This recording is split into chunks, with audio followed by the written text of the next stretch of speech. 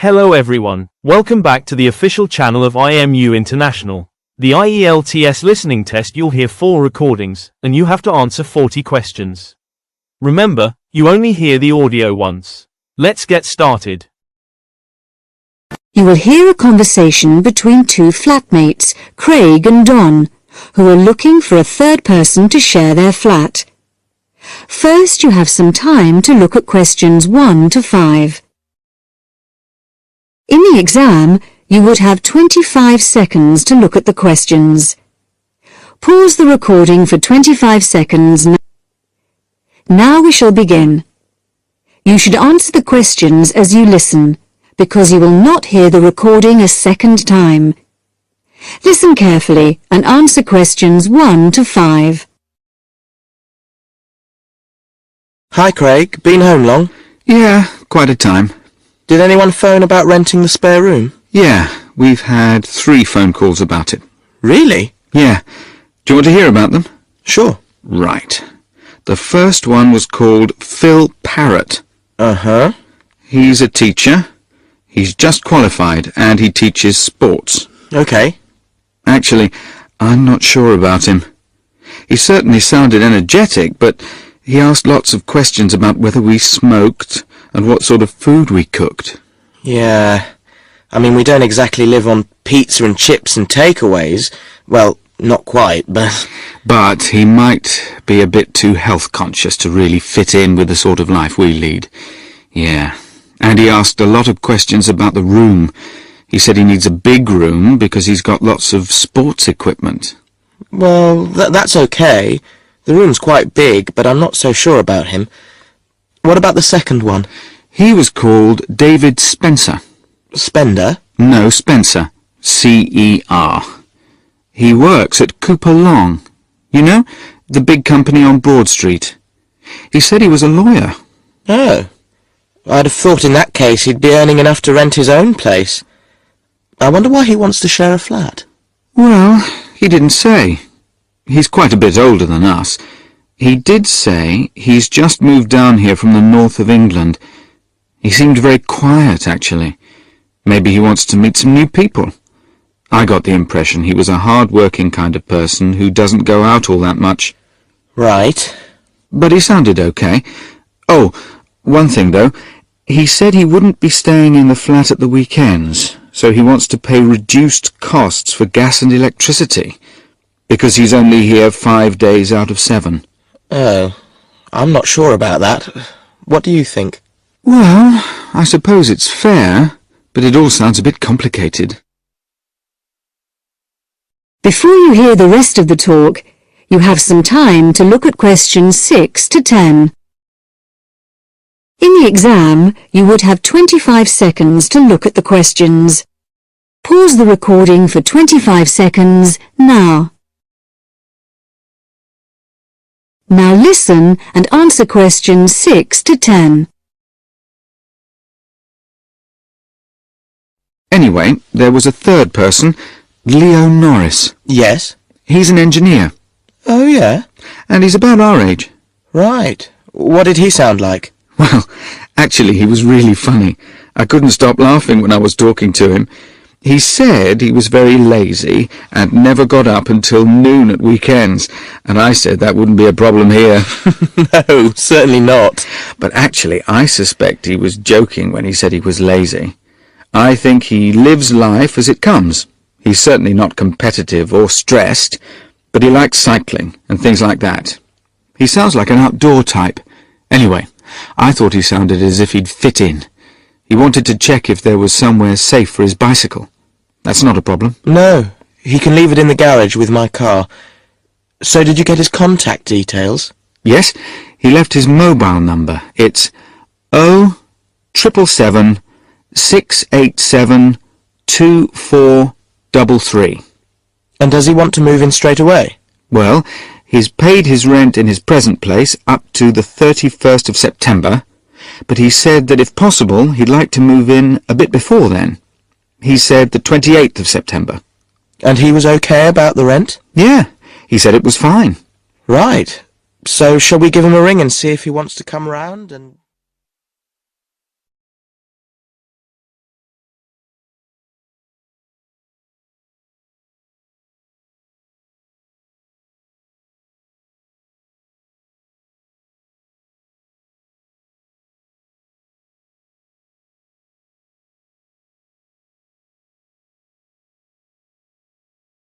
Now turn to Section 2. Section 2. You will hear a member of the Active Outdoor Club talking to a group of interested potential members. First, you have some time to look at questions 11 to 14.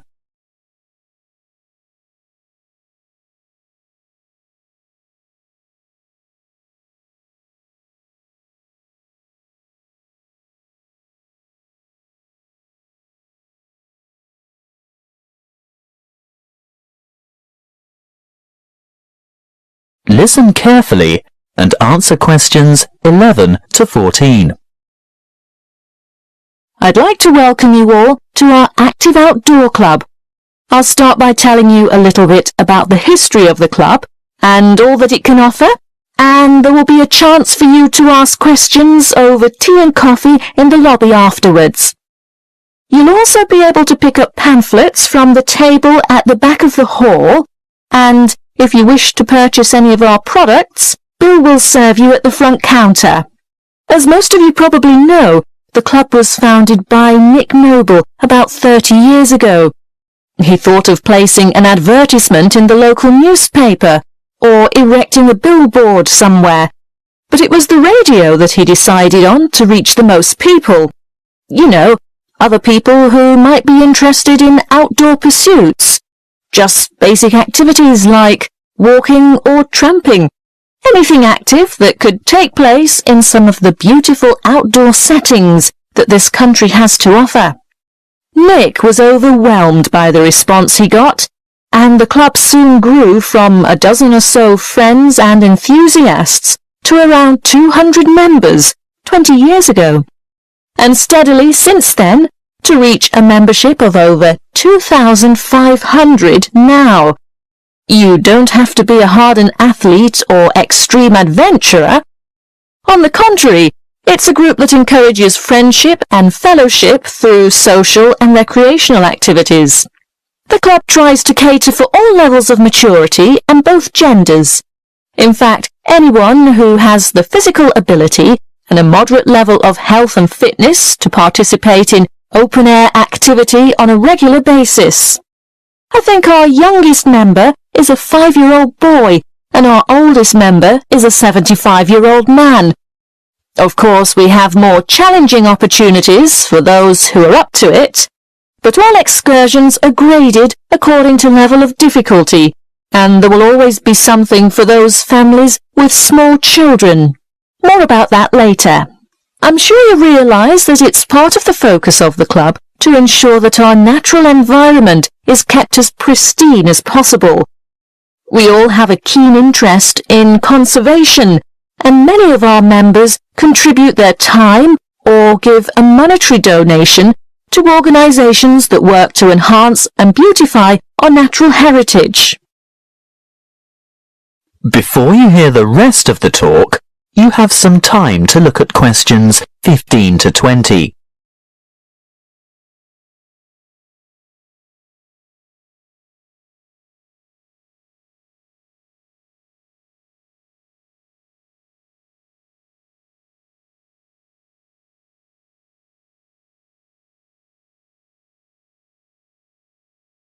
Now listen and answer questions 15 to 20.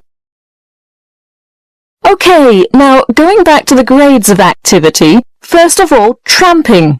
This is very popular with singles and couples without children, but is certainly not restricted to those groups. Tramping is arranged for Tuesdays and Saturdays throughout the year. Most tramps are of a duration of 3 to 5 hours, depending on the weather and the terrain, and of course the time of year. You would need to check the newsletter or the website to find out place and time, and if you wish to participate, phone the coordinator who can give you more information. I'll move on now to walking, which is very popular with families, but open to everyone, and walks are arranged for every Thursday and every Sunday over the course of the entire year. Walks last no more than 3 hours, although the Thursday walks might be shorter, and again you would have to check the newsletter for details of the time and area to meet and get in touch with the walking organiser to confirm your participation. Now, The Wanderers are what you might call a subgroup of the Active Outdoor Club. This group was set up to cater for the less active, more elderly, or families with very young children who still want to enjoy the great outdoors, but without quite so much exertion. Bear in mind that the length of these activities is variable, but we're always home before dark.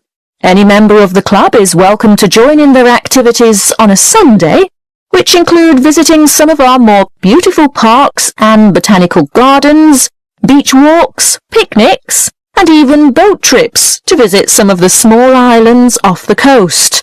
Often guided tours can be arranged if there is enough interest. If you'd like to see what the Wanderers are up to, check the website and then phone the leader for more information. I'll bet you're all ready for that cup of tea now. But before I finish, I really must mention something that can be a lot of fun. A great opportunity to form new or strengthen existing friendships, and a chance to explore a part of the country that you may never have seen before. These are our mystery weekends. The committee puts a lot of time and effort into the organisation of these weekends away, not only for health and safety reasons, but also to ensure that everything runs smoothly and everyone has a good time. There will be a charge to cover travel and accommodation costs, but apart from that, it's an affordable and exciting weekend away from the city.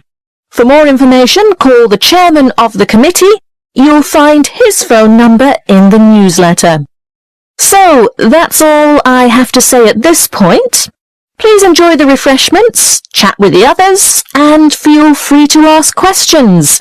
All the committee members are wearing large red name badges, so they're easy to find. That is the end of section 2. You now have half a minute to check your answers.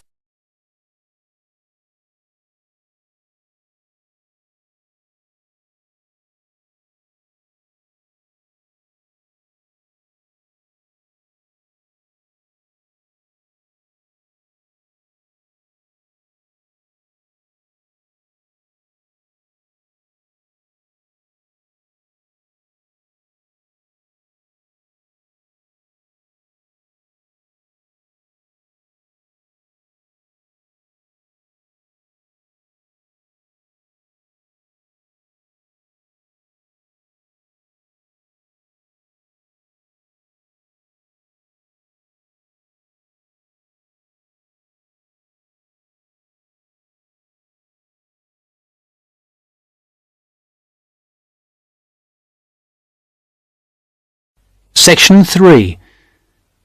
You will hear a tutor and some students talking about an assignment. Listen carefully and answer questions 21 to 26. Come in. Sit down. Good to see you. Hello. Hello. Now, this assignment. The best thing we can do, I think, is to think how we can approach it. The main point is to investigate television, but not what's happened in the past. I was thinking that it would be necessary to go over the new media first, and then... Yes, that's a way to make a start, but you need to do that quite briefly. But it's quite a complex topic. Yeah, I agree, but the emphasis must be on the future development of television as a cultural phenomenon. Yes. I've been reading the talk by Ashley Highfield. All right, and what do you take from that? What are the things that are competing with television? Well, to start with, there is the games console. Then there is the personal computer and the internet. Then again the mobile phone with its capability of games and puzzles. And of course internet access. Lastly, there is the iPod with the possibility of listening to music wherever you go. Good, you've understood that. Now, which of these presents the greatest competition for television? Well, according to the research, it's video games. Yes, that's true at present, but in the future... I think the phone will present the greatest threat then. And why? Because it's mobile, portable, and it's developing fast. Yeah, I think you're right. You need always to look to the future and try to assess how things will develop, as we said. Good. Now, you need to move on to the new social trends in connection with television. Is one of them the idea that programmes might become shorter and shorter? Ah, yes. The average program might be 10 minutes. Or even less. Just mini-programs, say 4 to 5 minutes long. Now, do you think you can get access to all the materials you need? The problem at the moment is the library. Oh yes, what's happening there? There's a tremendous amount of noise because of the new extension they are building. It's quite impossible to work there. They are stopping work for a week next week, I believe, and then all the sections will be open. There's a hold-up because some roof tiles have not arrived, so there'll be peace for that week. But then after that, the media studies section will be closed for a week, and all the noise and dirt will start up again. Yes, the sociology section will be open, and there's some good stuff there for you on this topic, and it's further away from the noise. Yes, I don't think the sociology section is affected at all, and neither is the journal section. No, obviously they're rotating the closures, and it was sociology's turn to close for a week last term. I think we should make a complaint. Yeah, I think you should. I've had a word with the library staff. They are very sympathetic, but... They are affected by these works just as we are. If I were you, I'd make a complaint directly to the premises committee. They only meet once a year, but in fact I know they're having a meeting next Tuesday. You might like to make contact with them, but don't say that I suggested this. Yes. But the students' union might be better since they are independent of the university. That's true, but I can't imagine that people haven't already approached them about this. Let's try the premises committee. Good idea, why not? Okay. Now, don't forget I need a copy of your dissertations by email and 2 copies in print, that is on paper. If you give the reprographics office 24 hours notice, they'll make copies for you. And if you give them my details, they'll send those copies directly to me. They won't send copies to you, so you'll need to take your own copy personally from them. Good. Any questions?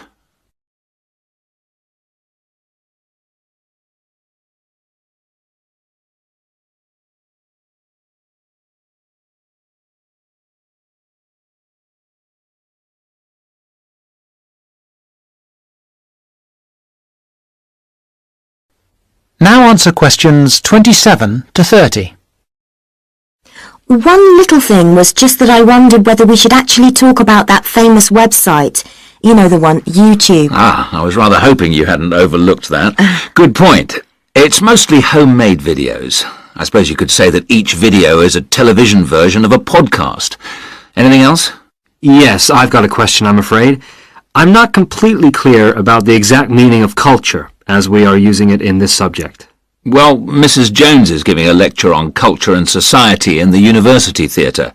It's on Wednesday at 10 a.m, and you can learn all about it there, I'm sure. Can you give us that again, please? Yes, that's Culture and Society. It's in the University Theatre, and let me just check the time. Yes, here it is, 10 a.m. on Wednesday. She'll be giving a very thorough discussion of the issues in defining what culture means. Right. That's good. The thing is, the reading list confused me a bit. One thing that occurred to me was that it might be broken down into subsections for future students. Yes, that's a fair point. I'll bear that in mind. Now, don't forget, you need to do the reading and finish the assignment by the 4th of July. Is that okay? Fine. Thank you very much.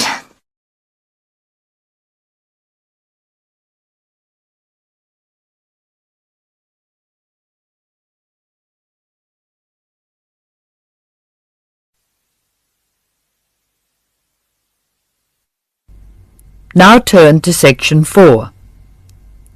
Section 4. You will hear an extract from an introductory talk given to a group of students who have just entered a university residential college. The speaker is the principal of the college. Listen to what the speaker says and answer questions 31 to 37. First, you have some time to look at questions 31 to 37.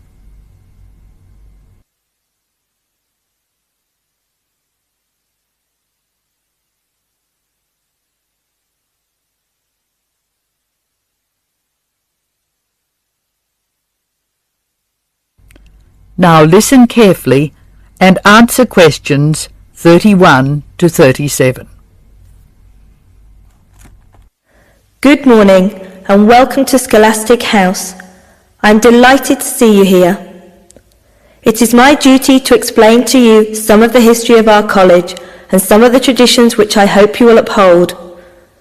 The idea for Scholastic House was expounded by Samuel Wells in 1898. Wells was a visionary whose ideas were well ahead of his time.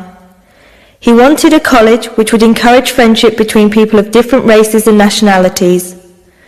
Wells died in 1900 before he could see the college in action. Scholastic House finally began operating in 1903 with 10 students. Those students came from Asia, Europe and the Americas. At that time, Scholastic House accepted only male students, although it has been co-educational since 1963. 9 of these foundation students went on to lead illustrious lives. The only exception died tragically on his way home from Scholastic House to Sarawak. He had only recently graduated with an honours degree in law, and he was robbed of a brilliant future. The other 9 students, as I said, led very fulfilling lives. 3 became political leaders, 3 became doctors. Perhaps the most famous graduate became a university teacher and was responsible for the introduction of modern teaching training methods in his country. 2 of the original group became senior engineers and went on to deeply influence the way the water systems of their country were exploited. The college ran into hard times during the period of the Great War, 1914 to 1918, when the charter of the college was interpreted to mean that neither students nor staff could take part in the war effort. Many people felt that this indicated a lack of national spirit, and the walls of the college were frequently marked with graffiti. Meantime, outside the college, tens of thousands of young men went away to fight in Europe, never to return. The college was building a reputation for learning and for tolerance of opposing views. Scholastic House debate and discussion nights were open to the public in 1927 and have been available to anyone who wishes to attend ever since. It is a proud tradition of the college that any view may be expressed, provided that it can be defended intellectually. Over the years, topics which were controversial at the time have been discussed and debated. Now look at questions 38 to 40.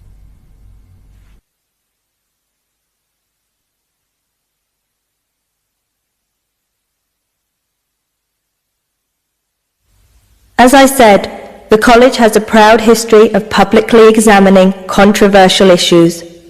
Why should we do this? The publicity we receive is often sensational, and there is no joy in encouraging argument for its own sake. In fact, that sort of discussion just increases tension. The only legitimate reason for our behaviour is that it casts light upon the topic in question and informs the debate. And controversial topics are the ones which most need informed attention. As the world forges ahead, we often find our scientists have outstripped our philosophers. We frequently develop scientific marvels without realizing their full implications. Nowhere is this more obvious than in medicine. We are now able to keep people alive far longer than before. But this medical ability must be measured in relation to the quality of those lives. I urge you to spend your time at Scholastic House wisely. You are the heirs of an excellent academic tradition of which we can all be justly proud. It is your responsibility to continue this tradition of querying where our world is going. Progress is not always upwards. I wish you every joy in your time here, and I hope that I will hear much well-informed debate from you. That is the end of section 4. Now you have some time to check your answers. That concludes today's IELTS listening mock test. How did you perform? Compare your answers with the key provided to see your estimated band score. If you're ready to take your preparation to the next level, join us at IMU International. From intensive IELTS workshops to free student visa consultancy, we provide the expert guidance you need to succeed in 2026. Visit our centers in Navsari or Billamora to start your journey today. Don't forget to like this video and subscribe for more professional training from IMU International. Good luck with your studies, and we'll see you in the next session.